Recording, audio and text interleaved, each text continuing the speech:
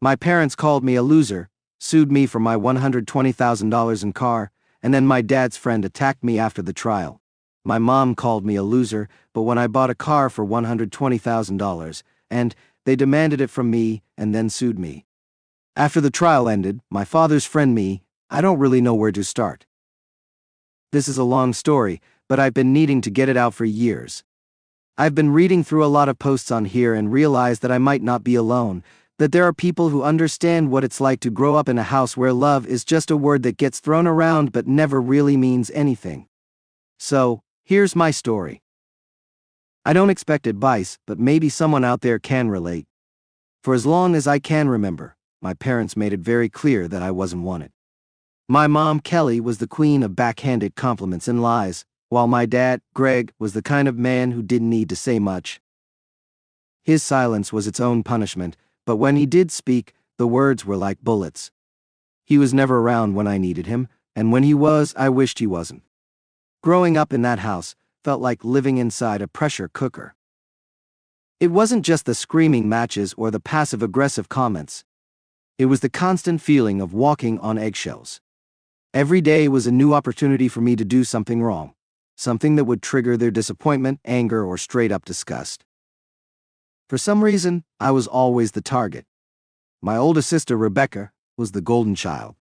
She could do no wrong. No matter what she did, it was always praised. I remember once when I was about 8, I accidentally broke a vase while playing in the living room. Rebecca had dared me to throw a ball inside, something we weren't allowed to do. Of course, the vase shattered, and she immediately started crying like she had nothing to do with it.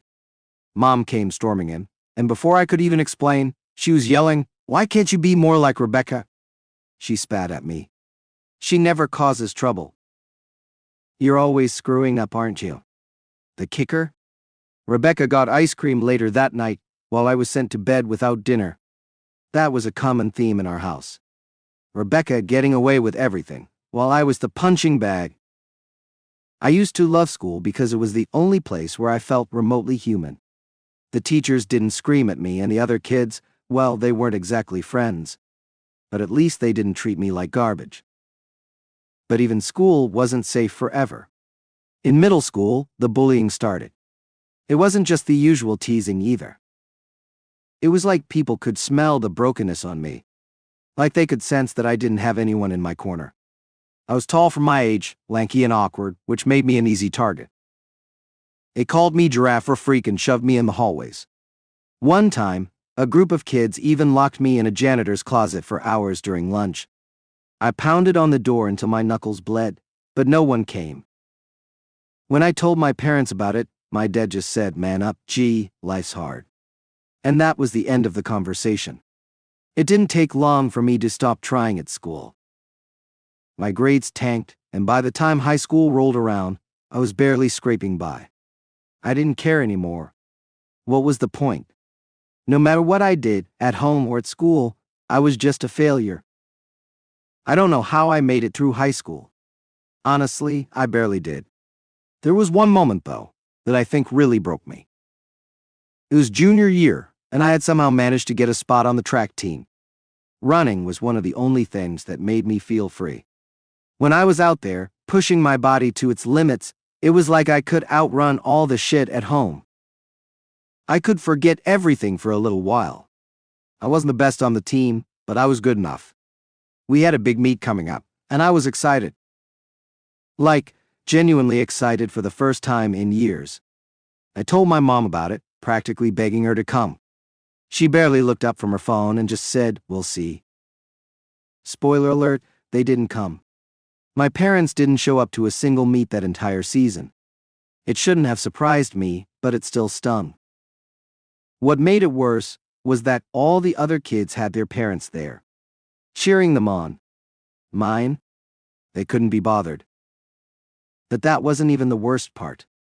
After one of the meets, I overheard my mom on the phone with a friend, talking about how disappointed she was in me. She didn't know I was there, just around the corner. "Gee, oh, he's such a loser," she said, laughing. "I don't even know what to do with him anymore.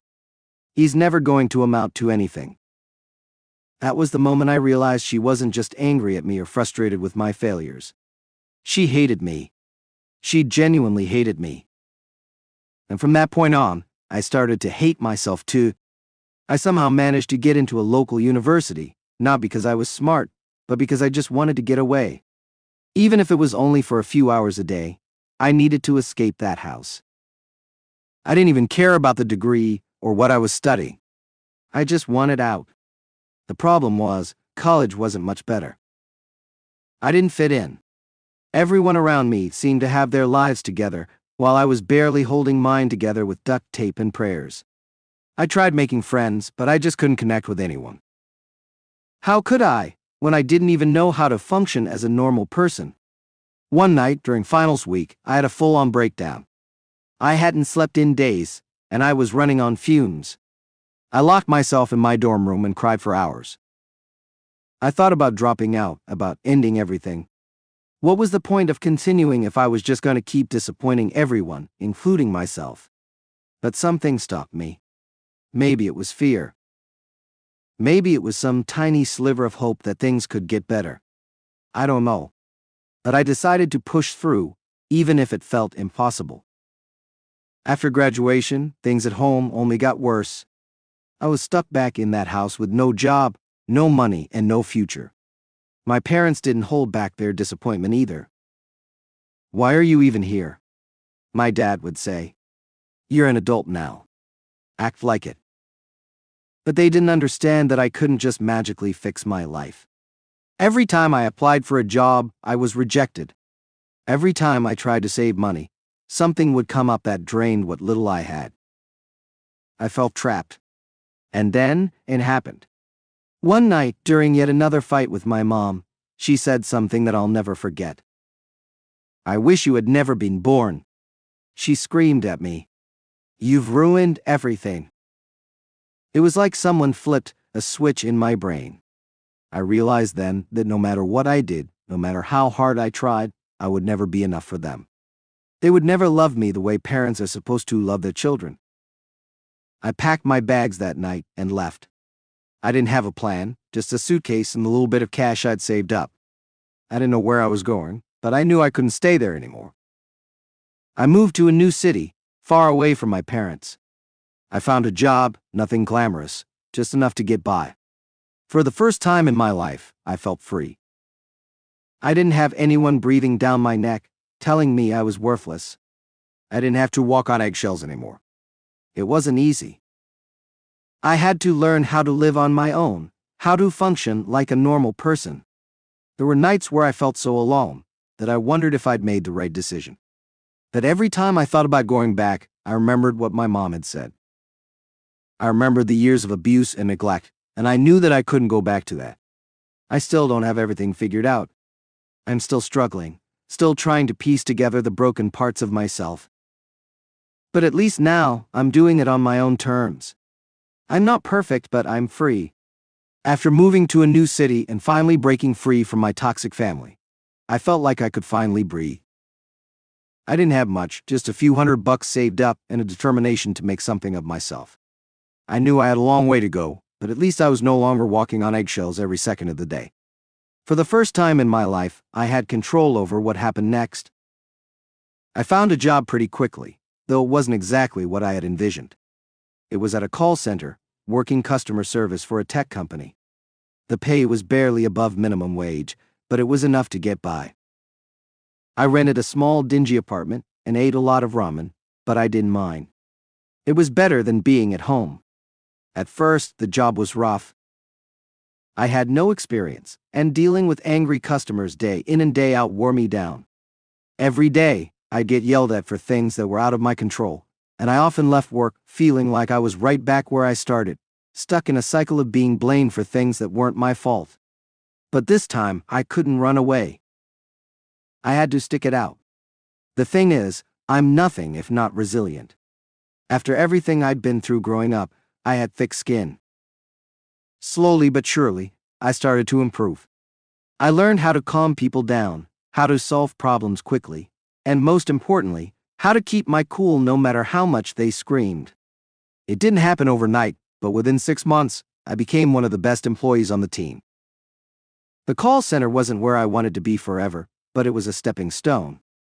My manager, Chris, started to notice my improvement and gave me more responsibilities. I took on training new employees, handling the toughest cases, and even working overtime when no one else wanted to. I wasn't just surviving anymore. I was starting to thrive. One day, Chris called me into his office. I remember thinking I was in trouble for something, but instead, he offered me a promotion. "You've been killing it, G. We want to make you a team lead." It wasn't a huge raise, but it was something. I would be overseeing a small team, training them, and making sure things ran smoothly. It was the first real recognition I'd ever gotten in my life. I accepted the promotion without hesitation, and from that moment on, my career started to take off. Within a year, I moved from team lead to supervisor. Then I got promoted to a project manager position, overseeing multiple teams across different departments. I couldn't believe how far I had come. My paycheck started getting bigger, and for the first time I felt like I had real stability. I saved aggressively, learned more about the tech side of the business, and used every opportunity to improve my skills. Once I got into management, I realized there was a whole new set of skills I needed to learn. Managing people was one thing, but managing entire projects, budgets, and operations, that was a different beast. I took online courses, read every business book I could get my hands on, and stayed late at work just to absorb more. I knew that if I wanted to keep moving up, I had to be the best at what I did. At one point, I became obsessed with productivity tools and techniques. I learned everything there was to know about process improvement, data analytics, and even coding. I wasn't content with just doing my job well. I wanted to be irreplaceable. The company noticed. Before I knew it, I was offered a position as an operations manager, overseeing multiple call centers across the country. My salary skyrocketed, and for the first time in my life, I felt financially secure. I'd been living frugally for so long, but when I finally started making real money, I didn't know what to do with it. I was still living in the tiny apartment, driving the same old beater of a car, and eating cheap food. But after years of scraping by, I decided it was time to treat myself. That's when I bought the car. A sleek, brand new luxury sports car. It cost $120,000 and more money than I'd ever imagined spending on anything. But I didn't care. I wanted something that represented how far I'd come. Something that would remind me that I had made it. I walked into the dealership, half expecting them to laugh at me. But when I drove off in that car, I felt unstoppable. The engine purred, the leather seats hugged me in all the right ways, and for the first time I felt like I truly had control over my life. Around this time, I met someone. Her name was Natalie, and she seemed perfect at first. We met through mutual friends at a party. Natalie was everything I thought I wanted. Smart, funny, and ambitious. She worked in marketing for a big firm downtown, and from the moment we started talking, I felt like we clicked. We went on a few dates, and before long, we were spending most of our weekends together. Natalie was charming, confident, and seemed genuinely interested in me and my life. For the first time, I felt like I had found someone who actually saw me for who I was. Someone who wasn't trying to change me or make me feel less than. But as time went on, things started to get complicated. At first, it was little things. Natalie was always busy with work, and it became harder and harder to find time to see each other.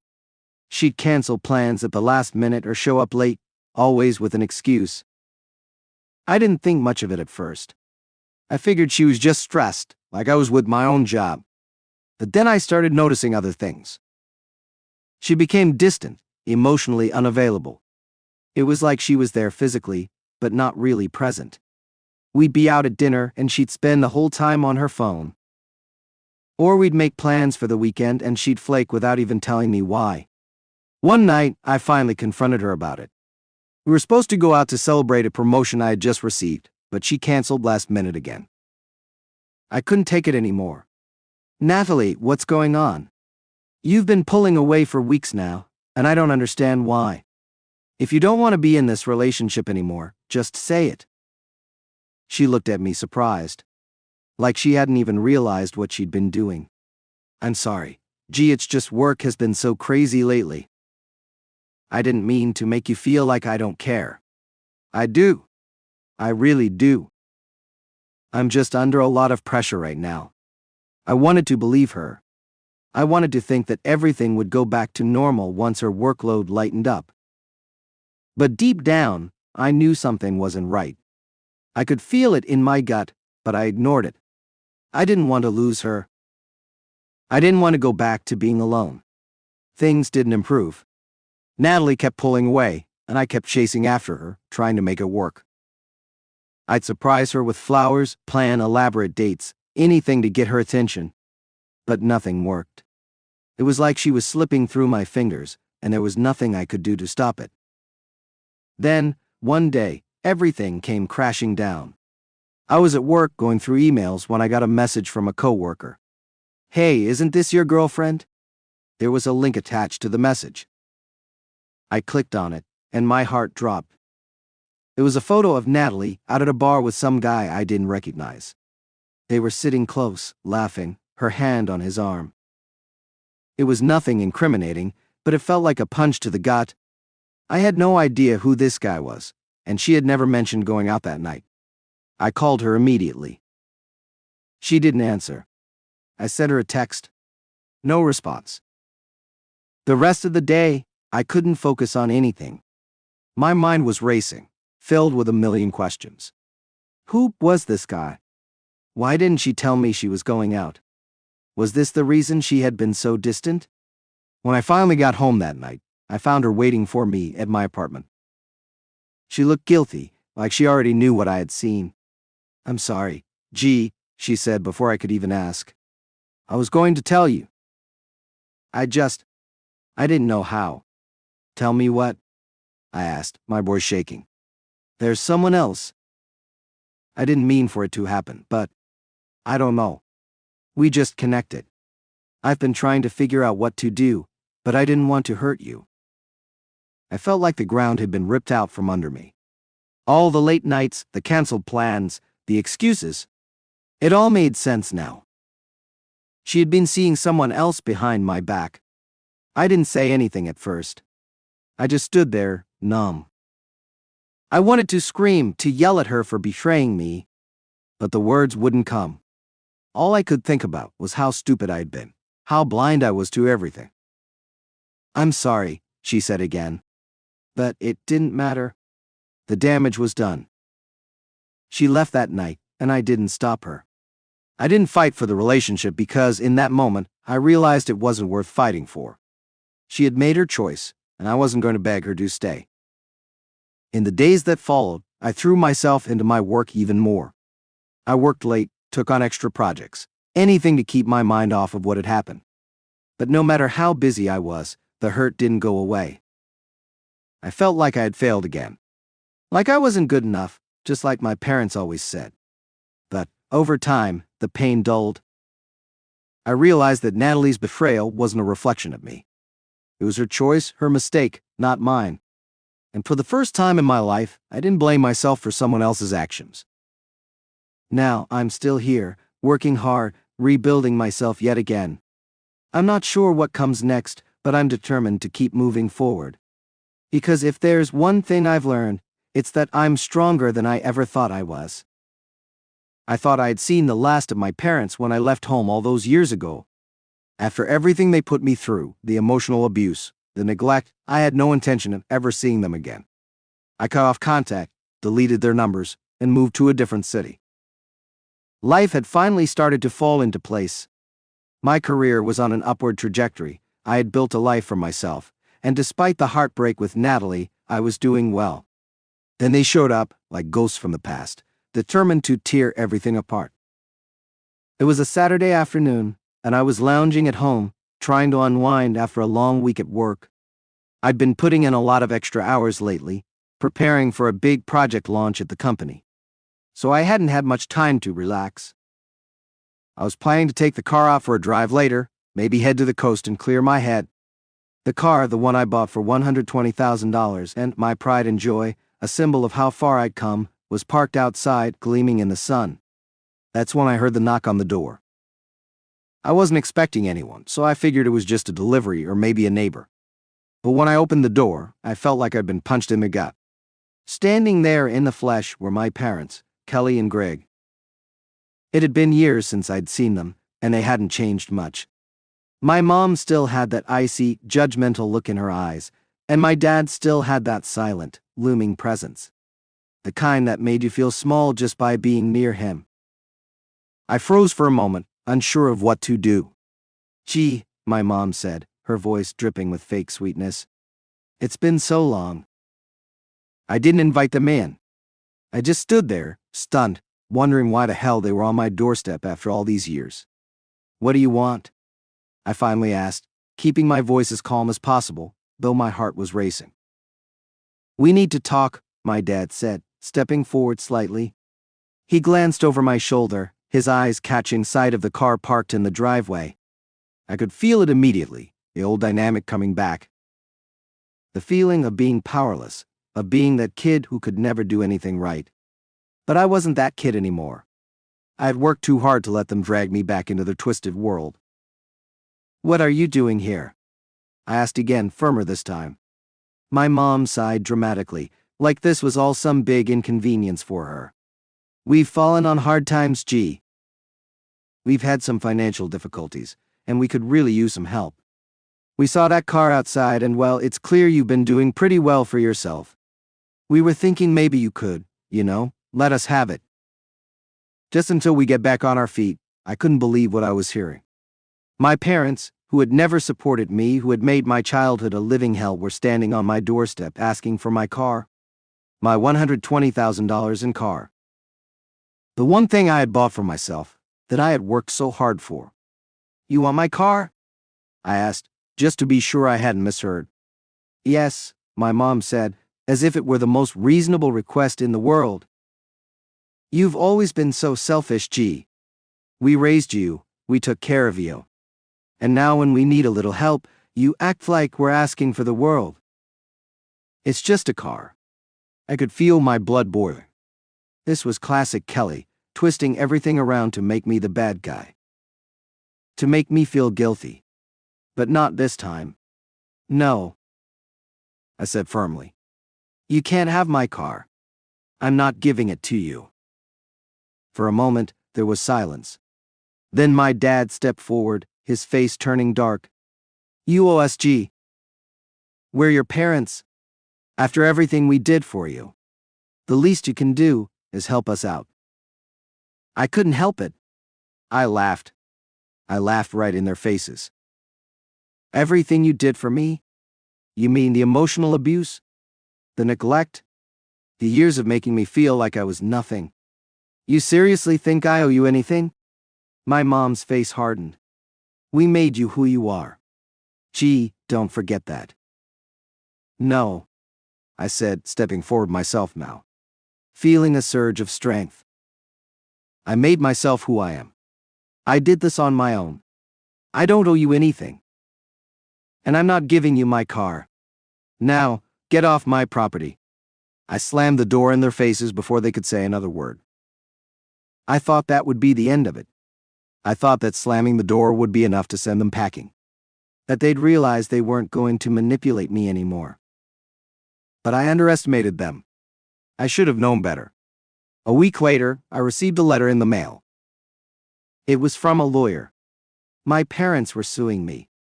They were claiming that they had helped me financially in the past, that they had contributed to my success, and that they were entitled to a portion of my assets, specifically the car.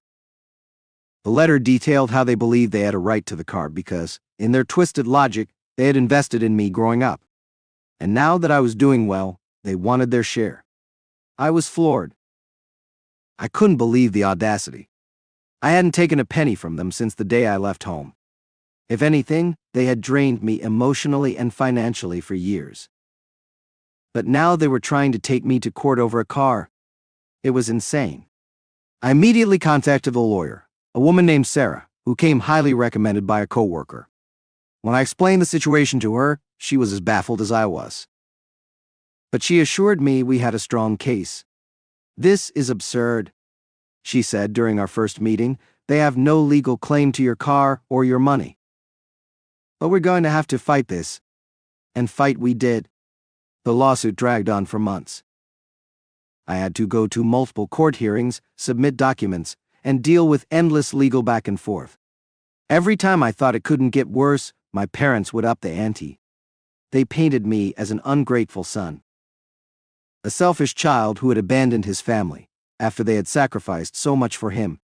Their lawyer, a sleazy guy named Martin, tried to make it seem like my parents had played a crucial role in my success, that without them, I wouldn't have been able to afford the car in the first place. It was all lies, of course. But the way they spun the narrative was chilling. It was like they were trying to rewrite history, to erase all the years of abuse and pretend that they had been supportive, loving parents. The worst part was seeing them in court, sitting there with smug looks on their faces like they were about to win. They showed no remorse, no shame for what they were putting me through. My dad barely said anything as usual, letting my mom do all the talking. She played the role of the concerned mother to perfection, acting like this whole thing was just about keeping the family together and making sure everyone got what they deserved. But Sarah wasn't having any of it. She tore their case apart piece by piece, exposing every lie, every exaggeration. She brought in witnesses, friends from my childhood who could testify to the way my parents had treated me, former teachers who remembered how withdrawn and unhappy I was back then. She even got hold of some old medical records that showed the effects of the stress and anxiety I had suffered as a result of my home life. During the trial, my parents' lies started to unravel. My mom's story changed multiple times, and the more she tried to manipulate the situation, the worse it got for them. At one point, she even tried to claim that they had given me an inheritance when I left home, which was so far from the truth that even the judge raised an eyebrow. The turning point came when we brought in a financial expert who reviewed my earnings and spending history. He confirmed that I had never received any financial help from my parents, not even a cent, and that the car had been bought entirely with my own money I had worked hard to earn. It became clear to everyone in the courtroom that my parents had no claim to anything I owned. Their entire case was based on lies and manipulation, just like everything they had ever done. But that didn't stop them from trying to guilt me one last time. During one of the final hearings, my mom broke down in tears on the stand, sobbing about how hard it had been for her to see her only son turn his back on the family. She talked about all the sacrifices she had made, how much she had given up for me, but I wasn't buying it, not this time, and neither was the judge. In the end, the court ruled in my favor, dismissing my parents' lawsuit as baseless and ordering them to pay my legal fees. I couldn't believe it. I had won. For the first time in my life, I had stood up to my parents, and I had come out on top. I didn't gloat. I didn't even look at them as we left the courtroom, but I could feel the weight lifting off my shoulders, the sense of freedom that came with knowing they no longer had any hold over me. They had tried to take everything from me, but I had fought back, and I had won. In the aftermath, I cut them off completely. I blocked their numbers, made sure they couldn't contact me, and focused on moving forward with my life. I'd been through enough, and I wasn't going to let them drag me back into their toxic world ever again. The experience changed me. It made me stronger, more determined to protect the life I had built for myself. I learned that just because someone is family doesn't mean they have the right to abuse you, to take from you, or to control your life. I had fought for my freedom, and I wasn't going to give it up. Now, months later, I'm still working hard, still driving my car, and still building the life I deserve. I don't know what the future holds, but I know one thing for sure. I'm done letting anyone, especially my parents, dictate my worth. I'd finally started feeling like my life was my own again after the lawsuit with my parents. It had been a hard battle, but I won. I cut them off completely and focused on moving forward. My job was going well, and I was doing everything I could to keep the toxic past behind me. I thought the worst was over. Then, something happened that shook me to my core. It wasn't my parents this time. It was someone from my father's past, a man I hadn't thought about in years. He came crashing into my life in the most violent and unexpected way imaginable. It was a Friday evening. I had just gotten home from work and was getting ready to relax. I had ordered some takeout and was looking forward to unwinding after a long week. The days were finally becoming peaceful again, and I'd started to build a new circle of friends, people I could actually trust. I was sitting in my living room when there was a knock on the door. This time, unlike the one that had brought my parents back into my life, I wasn't expecting anything but my food. I got up expecting to see the delivery guy, but instead there was someone else. A man I recognized but hadn't seen since my childhood. His name was Tom. He was an old friend of my dad's, the kind of guy who was always hanging around our house when I was growing up. Tom and my father used to spend weekends together, mostly drinking and talking about whatever nonsense guys like them found entertaining. Tom was a rough guy, big, burly, and always reeking of alcohol. I remembered him being loud and intimidating, even as a kid, but I hadn't seen him since I left home, and now here he was, standing on my doorstep with a scowl on his face. "Tom," I said, my voice shaky. I didn't know why he was there, but something about his presence set me on edge immediately. He didn't smile. He didn't greet me. He just stared at me, and I could see he was drunk. His eyes were bloodshot, and a smell of alcohol hit me before he even opened his mouth. "You don't drink with me anymore, boy," Tom slurred, stepping forward. "What? You think you're better than me now?" I was caught off guard. I hadn't spoken to Tom in years. I never drank with him in the first place. He and my dad had their thing, but I was always on the sidelines. Now, out of nowhere, he was standing at my door, accusing me of something that made no sense. I don't know what you're talking about, Tom," I said, trying to keep calm. "I haven't seen you in years." "You should go." But instead of leaving, Tom shoved the door open and barged into my house. I stumbled back, not expecting the sudden aggression. I tried to stand my ground, but before I could react, he lunged at me, his fists flying. Tom was strong. He was big, and his punches landed like bricks. He hit me hard in the stomach, knocking the wind out of me, and then followed it up with a punch to my face. I fell to the ground, dazed, blood dripping from my nose. My vision blurred, and for a moment, all I could see was Tom's angry face above me. "You think you can just ignore me? Ignore your old man? You're nothing," Tom shouted, his voice filled with rage. "You're just like him, useless." I tried to get up to push him off, but he was relentless. He kicked me in the ribs, hard enough that I heard a crack. Pain shot through my side, and I gasped for air, struggling to breathe. I could taste blood in my mouth. My heart was racing, and my mind was spinning, trying to make sense of why this was happening. It felt like the attack lasted forever. Every time I tried to get away, Tom would pull me back, hitting me again and again. My world was reduced to nothing but pain and fear. What saved me were the neighbors. I lived in a pretty quiet area, but thankfully, people were always out and about. Some passers-by must have heard the commotion, the sound of Tom shouting, and me struggling. They rushed over to see what was going on, and when they saw through the window that I was being attacked, they called the police.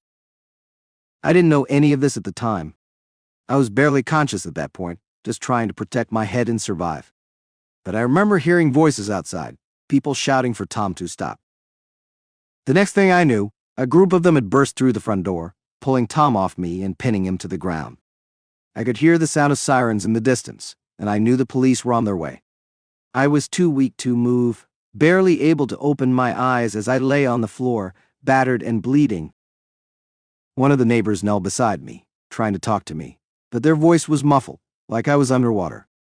Everything felt distant, like it was happening to someone else. The last thing I remember before blacking out was the sound of the police arriving, and Tom being dragged out of my house in handcuffs. When I woke up, I was in the hospital. My entire body ached, my head was pounding, and my face felt swollen. I could barely open my eyes, but I could tell I was hooked up to machines, Ford drips, heart monitors, the works.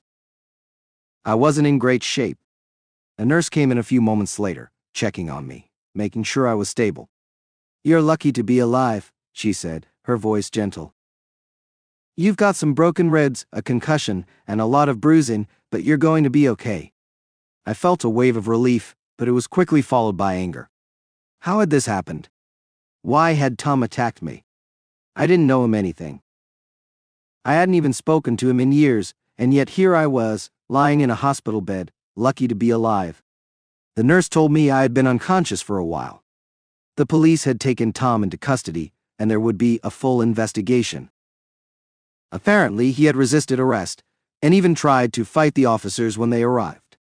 It wasn't looking good for him. It didn't take long for Tom to be formally charged with assault and battery. The police had all the evidence they needed. The witnesses, the injuries, and his drunken state when they arrested him. The case was open and shut, and I was ready to testify against him. When the trial came around, I was still healing. I had been in and out of the hospital for weeks, dealing with the aftermath of the attack. My ribs were still sore, and I had trouble sleeping from the trauma. Every time I closed my eyes, I saw Tom's face, felt his fists, and heard his rage-filled voice. But I wasn't going to let that stop me. I wasn't going to let him get away with what he had done. In court, Tom tried to play the victim. His lawyer argued that he was drunk and didn't mean to hurt anyone. He claimed that he had been going through a rough time, that his drinking had gotten out of control, and that he didn't even remember the attack. They tried to paint him as someone who was just in the wrong place at the wrong time. A man who had made a mistake. But I wasn't having any of it. I took the stand and told the court exactly what had happened. I told them how Tom had barged into my house, how he had attacked me without warning, how he had been spewing nonsense about me not drinking with him anymore.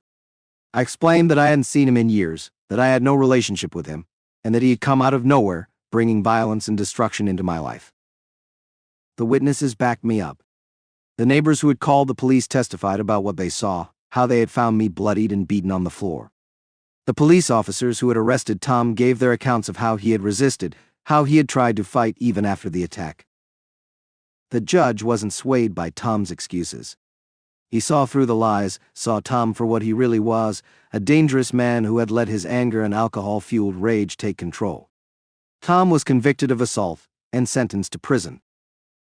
He wouldn't be hurting anyone else for a long time. After the trial, I focused on getting better. The physical injuries healed with time, but the mental scars took longer. I struggled with nightmares and flashbacks for months after the attack. I couldn't shake the feeling of vulnerability, the sense that at any moment, someone could come crashing into my life again, bringing chaos and violence. But I wasn't alone. My new friends rallied around me, supporting me through the darkest days. They visited me in the hospital, brought me food, and helped me with things I couldn't do on my own while I was recovering. For the first time in my life, I had people who genuinely cared about me, people who had no ulterior motives, no strings attached. I also started seeing a therapist. At first, I was hesitant. I didn't think talking to someone could really help. But after a few sessions, I realized how much I had been carrying for so many years. The trauma from my childhood, the abuse from my parents, the attack from Tom. It had all been weighing me down. The therapy sessions helped me process everything.